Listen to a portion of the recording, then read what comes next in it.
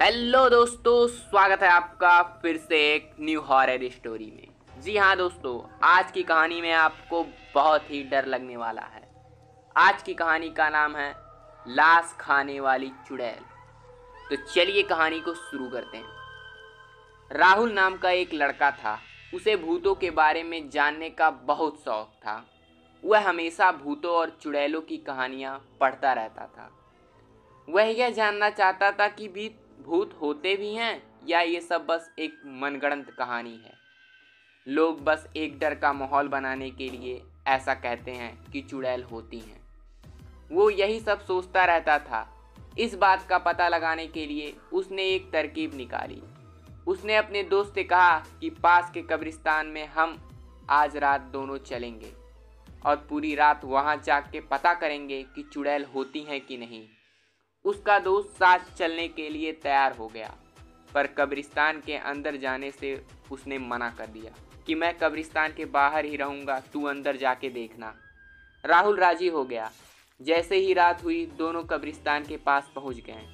राहुल अंदर चला गया और राहुल का दोस्त वहीं कब्रिस्तान के बाहर इंतजार करने लगा।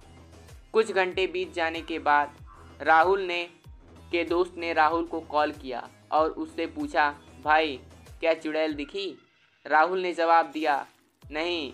उसके दोस्त ने राहुल को बोला, तू बाहर आ जा, घर चलते हैं हम लोग, मुझे बहुत नींद आ रही है। पर राहुल ने अपने दोस्त से कहा, तुझे नींद आ रही है तो तू बाहर ही सो जा। आज मुझे पूरी रात यहीं रुकना पड़ा तो भी मैं रुकूंगा। मुझे आज पता करना ही है कि चुड़ैल होती हैं कि नहीं, और जैसे ही मुझे चुड़ैल दिखाई देगी मैं भाग के तेरे पास आ जाऊंगा। इसके बाद राहुल का दोस्त कब्रिस्तान के बाहर ही सो गया और राहुल अंदर चुड़ैल का इंतजार करने लगा।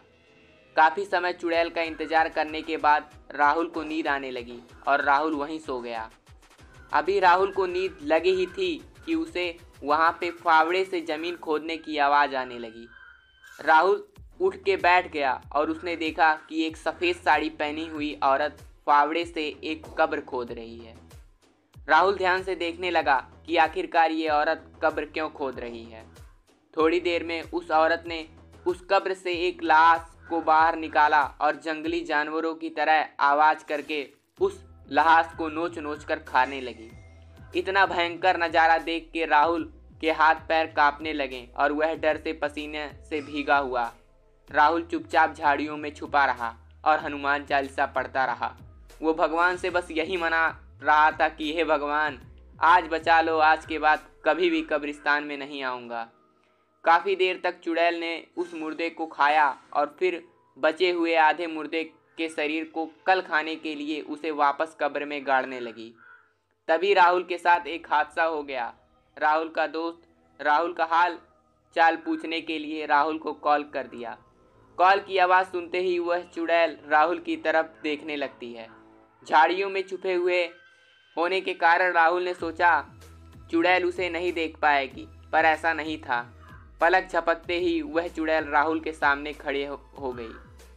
चुड़ैल को अपने नज़दीक देखकर राहुल का शरीर ठंड पड़ गया और वह वहीं पर जम सा गया, यानी कि उसके शरीर में जैसे कुछ हुआ ही ना, वह वहीं पर खड़ा रह गया। चुड़ैल आराम से राहुल का हाथ पकड़कर अपने साथ उसे ले जाने लगी। राहुल बिना किसी विरोध के उसके साथ जाने लगा। चुड़ैल आधी खाई हुई लाश के कब्र के पास पहुंची और उस मुर्दे की लाश को बाहर फेंक दिया और राहुल को उस कब्र में दफन करने लगी। राहुल को कब्र के अंदर सुलाने के बाद तभी वापस से राहुल को कॉल आया। मोबाइल की रिंगटोन सुन के राहुल के होश आ गया, क्योंकि राहुल उस भयानक चुड़ैल को देखकर बेहोश हो गया था और वो चिल्लाते हुए, जैसे ही वह रिंगटोन सुना, वह चिल्लाते हुए वहाँ से भागने लगा।